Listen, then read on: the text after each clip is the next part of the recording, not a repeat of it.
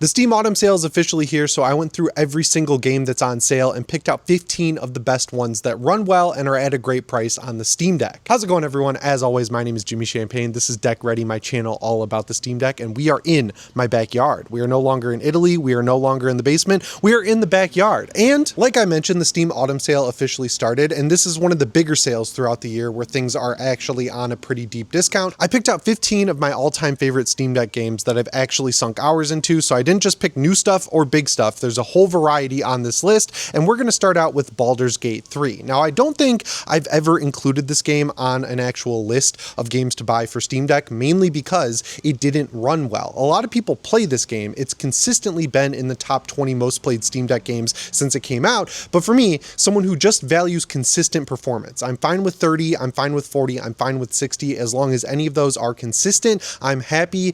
Baldur's Gate 3 has never had consistent performance until now because of the dedicated Steam Deck version. Like, they built a full Steam Deck version of the game that not only runs well above 30 FPS for the entire game, but also looks much better than the Proton version of the game, and it's on sale for $44.99. Now, I don't know how many people don't have this game already because, again, it's always been in the top 20 most played games on Steam Deck, and it's one of the biggest games of all time, but for this price, I really think you can't go wrong with Baldur's Gate 3, and I felt like just because of the Steam Deck native version, it was the perfect game to kick off this video. There's no DLC or anything either. There is a deluxe edition. The DLC is on sale for that, but I would just go for the base game because that's what I have, and I've been having an absolutely great time with it.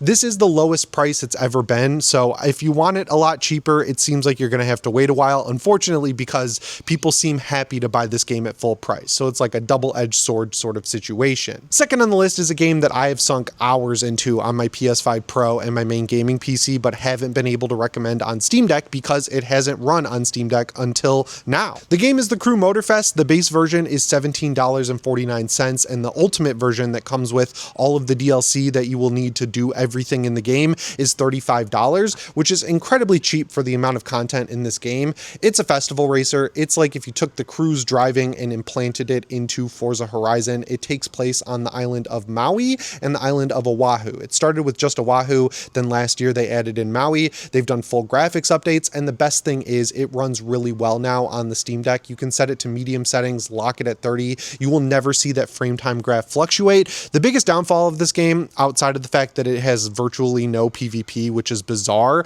is the fact that it's always online, but even that is being fixed. They confirmed that they are working on an offline mode, and compared to Forza Horizon, which is taking the sim roots of the Forza Motorsport series and then putting it in an arcade style open world, this one's arcade top to bottom. You can just relax, chill out, listen to some great music, drive some awesome cars, and just enjoy the breathtaking scenery of Hawaii in a really good looking and running game. I'm glad Ubisoft is kind of going back and fixing individual games for the Steam Deck. Unlike EA, they seem to acknowledge that there is a big player base on the deck. In addition to that online mode, I would love to see them take out the launcher, because once they add the offline mode, that launcher is still going to get in the way, and most of the Ubisoft games that have come out recently don't have the launcher. So if they want this to be the perfect Steam Deck racing experience, obviously add the offline mode, but then take out the launcher as well, and that will do a lot of goodwill sort of PR work for people, just giving PC gamers what they want, and it's very simple stuff to do. This is a great game. I would go for the $35 edition just so you can stay current, because it's an online game with seasons. So if you want to take advantage of everything it has to offer, I would definitely spring for the $35 version, and for the amount of content you get, I feel like that's an extremely fair price. Like, it feels like a $35 game, as someone who's sunk hundreds of hours into it since it launched around 2 years ago at this point. Next on the list is a new early access game that I found looking through the top 100 most played games on the Steam Deck called Dead Days Road Trip. I have my finger on the pulse of zombie games, and this one just took me by surprise. It's basically like a top-down twin-stick shooter mixed with Escape from Tarkov. So you go into these randomly generated maps, you loot, and then once you get into the loot screen, it has the Resident Evil 4 style loot where you have to turn things around and fill as much of your backpack as possible with loot. It's early access, but it feels very complete so far. Like, it doesn't feel like you're getting into the 0.01 version of the game. It feels like they're just ironing out the small issues so they can get it ready for prime time. That seems to be the new standard for early access. Like, Tokyo Extreme Racer was only in early access for around 8 or 9 months so they could finish up the content and take direct feedback from their user base. That seems like exactly what this game is doing. It's a great indie game and it's only $10. So it's kind of taking the place of Zombieville USA 3D. I think I've recommended that game enough. It's probably on sale for like $7 if you want another zombie game, but if you're like me and you're absolutely hooked on zombie games and extraction shooters, this does both of those in a really good way. Next on the list is a game that I completed entirely on the Steam Deck back in January called Atomfall. It launched at $50, I want to say, and now it's down to $35. If you like Elden Ring and Fallout 3, this is the game for you. It takes place in the Lake District in the UK, which was really interesting to me because that's where I spent my May term back in college, and the Elden Ring influence is definitely coming down to the exploration. Like, you have a map, but in terms of actual quest tracking, there isn't really any of that. You have to just talk to everyone, you have to explore to piece together the way to get out of this exclusion zone that's been created in the Lake District. And I think the coolest thing about it is the fact that it's a post-apocalyptic game where the apocalypse created a big lush green zone instead of, you know, a dilapidated gray hellhole like you'd see in Stalker, which is coming up on this list. The shooting feels decent. You know, it's from the people who make the Sniper Elite series, which is traditionally a third-person shooter game. It's a slow-paced game where every shot counts. It is a little bit tactical, where if you hit someone in the head, chances are it's an instant one-hit death. So like, the combat is definitely not the focus, but if you're someone who really enjoys engaging in combat like I am in these games, I think it is good enough. It also runs great at medium settings. You can run it at around 40 or 45 FPS with a little bit of frame drops, but I just locked it at 30 and it never fluctuated once throughout the entire game. There is new DLC for it, but I have not picked it up. I felt like the core game had just enough content to get me through to the ending before I was sick of it. They obviously want you to play over and over again to find all the different endings, but it's very obvious what the true ending of the game is from the jump. So I got that. I was satisfied. I might go back once they finish out the DLC run and do some more patches. So for now, I would just stick with the $35 base edition of the game because I'd give it like a solid 8 out of 10. I just thought it was a great experience that was a one and done thing. Like, I might go back to it later, but I'm satisfied as of now, a little bit later in the year since I played it back when it came out. So if you've watched the channel at all, you know my all-time favorite series of games is Resident Evil. So instead of just recommending all of them, I picked out the 3 best Resident Evil games specifically for the Steam Deck, starting out with Resident Evil 7. This is my all-time favorite survival horror game because it's inspired by 2 of my favorite franchises, Evil Dead and the Texas Chainsaw Massacre. It moved the series to first person. It created a very Ash-like character with Ethan Winters. You go into the Louisiana bayou to find your wife and discover an umbrella disaster in the middle of the bayou. You get to explore haunted houses. It's got a found footage element. The first person shooting feels great. The one big drawback is the lack of enemy variety. Instead of zombies, you're fighting these like mold creatures that are just kind of dumb and not scary, but the story is good enough. There's really good replay value and it's on sale for $7.99. Now the DLC in this game is really cool. I didn't think I was going to like it because there's only one story DLC where you get to play as their weird offshoot budget version of Chris Redfield that was excellent, but the other ones have game modes like Ethan Must Die, which is a survival mode. They also have a Saw Trap DLC where you get to play blackjack. It all just fits really well into the world, and for $7.99, this is by far the best deal in the entire Steam sale if you've never played this game. Even if you've played it on PS4 or PS5 and don't have it on PC, it's so good on the Steam Deck that it's worth buying just to have it. The only thing you have to do is go into the properties once you buy it and go to betas and then switch it to the non-ray tracing mode. And then at the basically very high preset, you can get a locked 45 FPS or a 60 FPS lock with a few dips, and it just looks really good on that little small screen, and it's honestly scary if you play it with headphones. Another weird thing is that for some reason you can't buy the gold edition. It might not be showing up for me because I already own the game, but they also have a bundle that comes with the gold edition of this game and the gold edition of Resident Evil Village, which is the direct sequel, for $20. I think you're going to want to play Village after playing Resident Evil 7. It's not as good, but it's still a great game. It's like the difference between good pizza places, right? Like, you might have a favorite, which is mine, Resident Evil 7, and then you have a second favorite. They're both great, but one is clearly better. That's the situation between 7 and 8. Next on the list is my all-time favorite game, period, which is Resident Evil 4 Remake. This one's on sale for $29.99 with the Separate Ways DLC. The Separate Ways DLC is excellent. If you played it on PS2 and don't remember it being that good, it's because they completely rebuilt it from the ground up to actually be good and fit into the sort of tweaked story that they came up with for Resident Evil 4. Santiago has a great settings breakdown for it. I ended up using the optimized settings list from Digital Foundry, and it basically basically stays at a locked 30 FPS. You will see some frame drops if you're using scoped weapons or using the thermal sight, but that's so infrequent throughout the game that I don't think it's that big of a deal. The Mercenaries mode is basically 1-to-1 the same as the original Resident Evil 4, so even that provides you with great replay value. Like, there's nothing I could really say that's bad about Resident Evil 4 because I'm biased. It's my favorite game of all time, and just having it on my Steam Deck, being able to take it wherever I am and just pull out my deck and play some Mercenaries mode makes it worth having on my SSD no matter what. It's in that list of games I will never delete. So if you don't have Resident Evil 4 Remake, the price might seem a little high for how quote-unquote old it is, but it is well worth $30. Like, the amount of great content there is excellent. It's like a fine wine. And then rounding out the Resident Evil trio, we have Resident Evil 2 Remake. I mean, this is just one of the greatest games of all time and one of the hardest remakes to get right ever.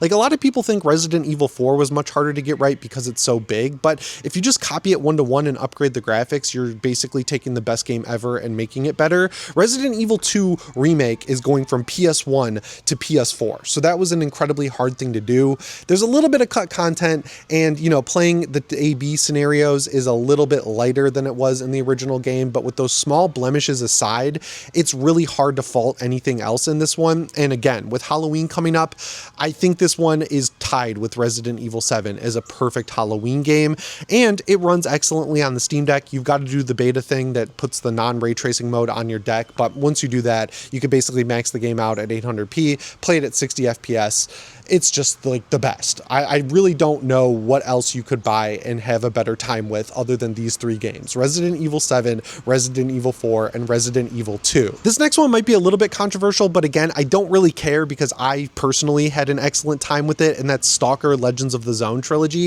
It's on sale for $27.99, which gets you the first three remakes of the first three Stalker games. So Shadow of Chernobyl, Clear Sky, Call of Pripyat. Between the three, the first one and the third one are the best. Clear Sky is good. It's just not up to par with Shadow of Chernobyl or Call of Pripyat, and the story is not the main draw of these games anyway, so if you just want a great open world sort of survival shooter that runs really well on the Steam Deck, you can't really go wrong here. It has really tight gunplay. The graphical upgrades are decent. You run it at medium settings with FSR on quality. It's insane that it needs FSR. I don't know why it does, but it still runs really well. Just lock it at 45 FPS. You'll never see the frame time graph jitter at all. And even though they're older games, they were way ahead of their time. Like, they don't feel necessarily modern, but they're close enough to modern that I feel like anyone could jump into these and have a great time. And, you know, as far as first person RPG shooters go on the Steam Deck, there's not really a whole lot of them, so you may as well just grab three of the greatest ones ever made. You know, like, it's cool that they work on the Steam Deck because they are of such a high standard of quality. Going back to zombies though, if you want a game that you can sink hundreds, if not thousands of hours into and still see new things as you get to that 1,000-hour mark, I gotta recommend Project Zomboid. This game's been in development for over 10 years.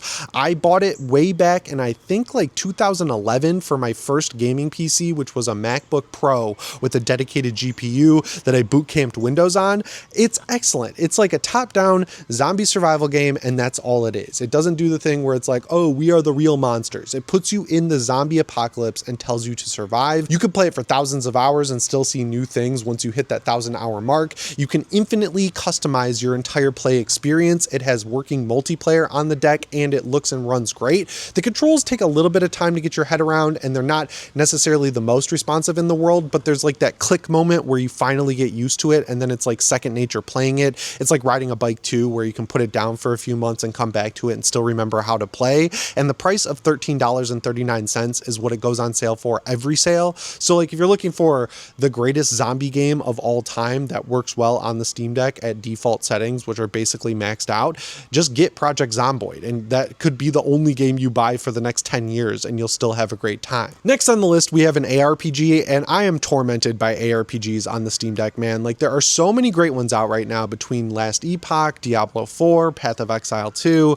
Grim Dawn. They all have their big strengths and they all have their big drawbacks. If you want the one that's like the jack of all trades, master of none, but still a great time, it's hard not to recommend Diablo IV because because you just set it at medium, lock it at 30 FPS, and as long as you have an online connection, you could sit there for hours having a great time with this game. Now, the base version of the game is $22 right now, but the full version that comes with the Vessel of Hatred expansion is $35. The question you need to ask yourself is how much you see yourself engaging with the seasonal content. If you know you're going to play the battle passes, do the seasonal stuff, you have to buy the expansion version. If you just want a great 50 to 60 hour campaign where you level up your character, get some cool abilities, beat Lilith, the final boss, and move on, stick with the base game because the expansion is not good at all. The story sucks. I don't like the new zone. The weapons they added are not really engaging, and I don't know. I don't really like the new class that they added. All I want in this game is a Crusader, and they basically went the polar opposite with the Spiritborn, I think is what it's called. It's basically like a monk. I know some people really like that class, so if you like that, get the expansion. If you're like me and you just want a Crusader or a regular old knight, stick with the base game. It's really easy to weigh the two options, I think, between wanting a live service or wanting a play it once and be done with it experience. I regularly recommend racing games on this channel, so I decided to just pick one for this list, and I'm picking Forza Horizon 5. The Ultimate Edition is $50. It comes with so much content like the Rally expansion, the Lego expansion, tons of car packs, everything that the game has ever released except for a few random car packs that aren't even that good. As far as settings go, they change all the time, but at the time of recording this video, the best way to run this game is to use Proton GE first and foremost, then open up the game, log into your Microsoft account, set it to medium settings, turn dynamic resolution off, like dynamic settings completely off, and then the critical step is to set your GPU to 1100 megahertz. I don't know why, but that completely eliminates the stuttering. If you have a Steam Deck OLED, at that point you can lock it at 45. If you have a Steam Deck LCD, lock it at 40. You might see some loading stutters if you're online once in a while, but they're dramatically lessened from the regular version of this game running without limiting the GPU. I mean, there's like infinite hours of content here. The frustrating thing is if you have an Xbox Series X, the Steam version does not transfer saves like the Windows Store version, but you know, it's Forza Horizon 5. It's one of the greatest open world racing games of all time. I'm having a lot more fun with the crew right now, but in terms of overall quality, and especially if you like PvP, it's really hard to not pick Forza Horizon 5. So between the two, I'm having more fun with the Crew Motorfest, but I'm willing and happy to admit that Forza Horizon 5 is the better game, if that makes sense at all. If you're someone who likes hardcore tactical shooters that you can actually play with a controller, I'm going to recommend Ready or Not. The base game is on sale for $20. The Ultimate Edition is on sale for $50. I think it's actually cheaper to buy the base edition of the game and then individually buy the two DLCs because they're both on sale for $5. Like, this game is excellent. It's very mature. It's very gritty. It's very hardcore. It's very tactical. It's a great single player FPS. If you set it at the medium preset, or just go look at Santiago's video, he goes through every setting that you can granularly toggle on and off. If you use the medium preset, you can play it at 40. If you use Santiago settings, you could play it between 50 and 60. This is such a slow-paced game that I honestly would prefer the higher graphic preset of medium at 40 FPS or 45 FPS, depending on what Steam Deck you have, because it's not like super hardcore competitive. It's just hardcore tactical. As far as the DLC goes, they're both $5, and I think like Home Invasion is okay and definitely worth $5, and the Dark Waters DLC feels like a steal for $5. It comes with an oil rig level that might be one of the greatest tactical FPS levels I've ever played, and just like it's one of those great games on the Steam Deck that you can use with headphones or without. You can get sucked into a tactical world with infinite replayability, and like I mentioned with Stalker, there's not really that many hardcore FPS games that work well on the Steam Deck. So like just from every perspective, bang for your buck, quality, and just lack of games in this pillar, it's just the best one to buy in my opinion. So I think with the specific Steam Deck upgrade it just got, it's reached the must-buy territory. So if you've had this on your wish list, I would say now is the time to jump in. And for the last game, sticking with the tactical shooters, I have Sniper Elite Resistance. The Ultimate version is $50. I don't know if it's worth it yet because all the DLC is not out. The thing that makes this game novel is it has a Dark Souls style multiplayer mode where someone can invade your world and take over